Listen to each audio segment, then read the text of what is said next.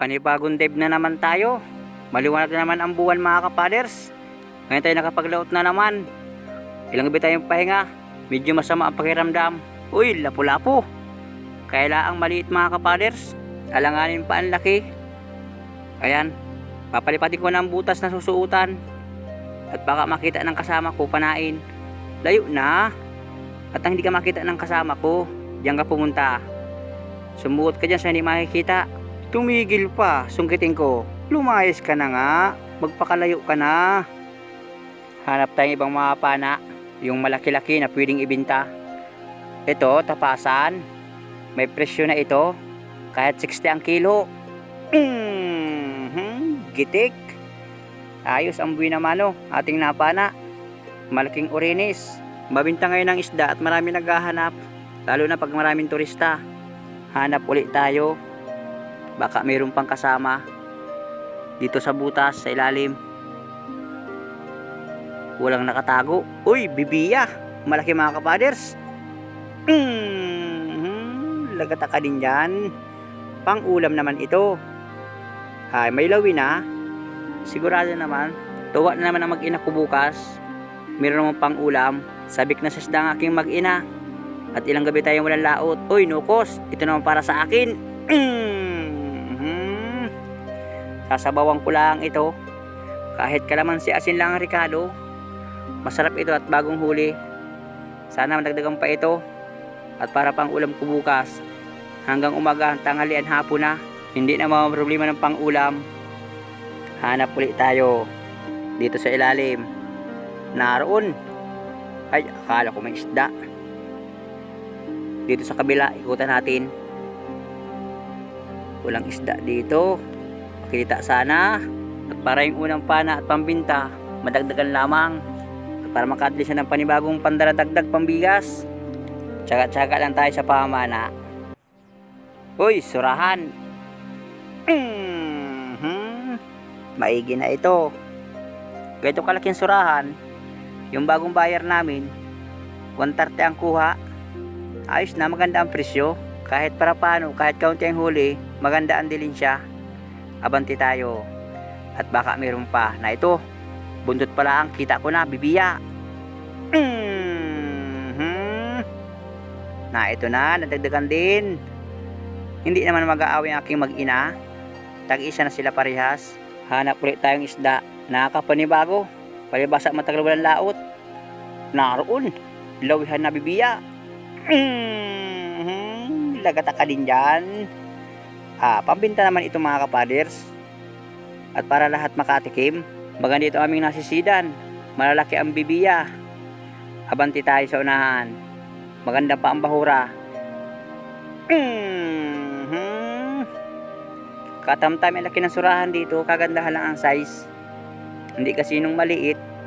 Hindi naman kasi nung kalakihan. Kaya ang presyo katamtaman lang. Hanap ulit tayo dito sa Barawang. Baka may mga islang nakasuot. Nasaan kaya dito? Dito sa kabilang butas. Wala. Iba talaga kapag maraming butas, paglampasan. Uy! Danggit bahura. Kailangang maliit pa. Dito sa kabila. Nasaan kaya yun? Uy! Na ito! Lagata ka dyan. Ay, hamalabahing ito. Makati akin lalamunan. Sisipunin pa yata. Maraming salamat, Lord. Malaking biyaya naman ito para sa amin. Sigurado na bukas ang pambigas. Mayroon pa sana itong mga kasama malaking surahan. Magpakita pa sana ngayon. Kahit maliwanag ang buwan, lubog ngayon ang buwan, siguro mga alas 11 na. Paboritong pang ulam. Manitis or timbungan. Isdang hindi kasi naparalaki. Hindi pa pinapayagan ng amihan talaga ang habagat. Nahabagat na amihan. Kaya ang panahon ngayon, nagpaparaulan, kulog kidlat. Balik-balik laang, ito pa surahan.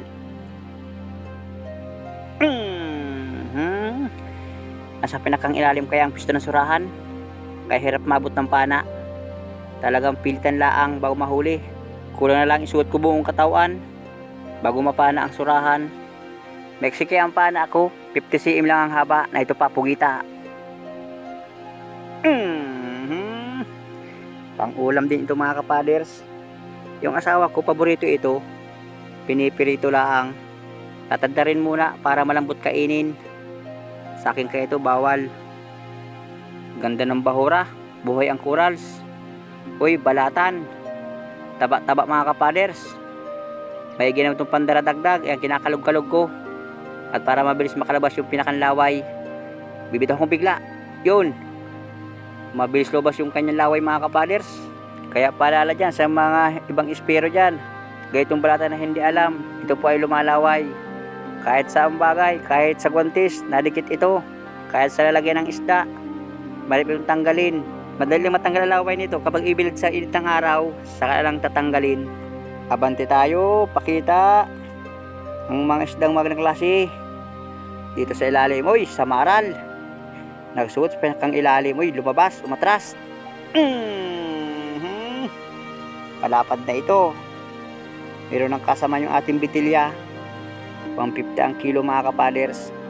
Wala sa inyong lugar kung ganitong isda kung mahal ang kilo. Sana mahal naman. Dito kaya sa amin sa isla, medyo mababa ang bintahan ng isda. Kaya tiyagaan laang, basta makadilin siya. Na ito pa, tapasan. Sa pinakang ilalim, susuotin ko mga kapaders para tamaan ng pana. Alanganin pa. Yun, tinamaan. Maigi na. Huwag lang makabunot. Tandahan din palabas. Malaking urinis. Mga 1 kilohan na yata ito. Maigi naman kung mag 1 kilo. At para meron tayo 60 pesos kagad sa isang pirasong isda. Hanap ulit tayo. Na ito sa ilalim. Uy, wala mampalan. Pero lumaba ang butas mga kapaders.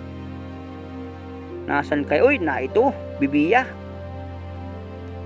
Ito muna unahin ko. Sigurado akong may isda doon nagsuot. At yung butas lumabo. Hanap ulit tayo. Pakita pa. Ito sa ilalim. Taligbago. Ayos na itong pandaradagdag. Nasaan pa kaya kasama nito? Hanapin natin. Baka makita natin ito sa ilalim ng butas. Ito sa ilalim. Surahan uli. Pang ulam na ito mga kapaders. Hanap ulit tayo. Abante. Na ito sa ilalim. Bibiya uli. Tsaga-tsagaan ko man kahit anong panayang isda dito. Bibiya dito sa amin, 100 naman ang bintahan. Kaya mataas-taas ang presyo. Dati kasi sa amin dito, hindi pa tumataas ang diesel, ang bibiya 70 or 80 ang kilo. Uy, surahan. Lagata ka din dyan. Sud-sudang isda dito mga kapaders. Ay, maigi na ito. Maraming salamat Lord sa walang sawang pagbigay ng biyaya para sa amin. Pati na rin sa paggabay sa aming pagpalaot. Na ito pa, talikbago. Hala. Tanggal ko muna ito sa pana. At baka mayroon pang kasama ay mahirap magparepo ng isda sa stainless ng pana. Minsan kaya kapag mayroong malaking isda, ang stainless hirap ng tumalsik. Na ito sa ilalim. Naroong malaking bibiya. Yun. Maigit tinamaan ka agad. Akala ko susutan sa pinakang ilalim. Kwartang linaw na ito. Sigurado itong pag-aagawan pormero. Hanap ulit tayo. Na ito sa ilalim. Surahan mga kapaders. Aray ko. Dili ka nung tatama ang palo ng pana sa bato. Yun. Maigi lang at nakailag. Akala ko hindi tatalaban ito ng pana itong isda. Ayan. Huwag lang makabunot. Maganda ang ating huli ngayon mga kapaders. Kahit saglit lang. Uy, may timbungan pa. Inalis ko muna yung isda sa pana. Nasa yung timbungan yung pumunta. Uy, na ito na. Nahuli ko rin. Pang ulam, pandaradagdag. Alisin ko ulit sa pana. Yung aking isda, yung aking lalagyan, mahahati na ng isda mga kapaders. Mabilis lang makaipon ng isda kapag maraming panain. Uy, yung malaking tagpian. Sigurado ka man sa akin. lagata ka dyan. Kwarta na ito. Ang isdang masarap sa abawan. Kapag ito sinasabawan, ang kulay ng taba nito kapag sinasabawan, kulay orange. Ito rin ang isdang walang pagpayat, tagpian. Kung tawagin sa amin, awal na sa inyong lugar. Hanap ulit tayo. Baka mayroon pang kasawa. Hoy, bibiya. Susungkitin ko muna at para umatras. Ayaw umatras. Pinana ko na. Hindi makapalag sa panat natin. Palibasa bagong hasa. Pero muntik nang makabunot. Meron pa ako napasing isda mga kapaders. Tanggalin ko muna sa pana. Nasa na kaya yun nakita ko kanina? Na ito lang kayo na palangoy-langoy. Na ito. Ayos na. Malutang muna kami at masaya ng isda. Maraming salamat ulit sa inyong panonood. Abang-abang lang.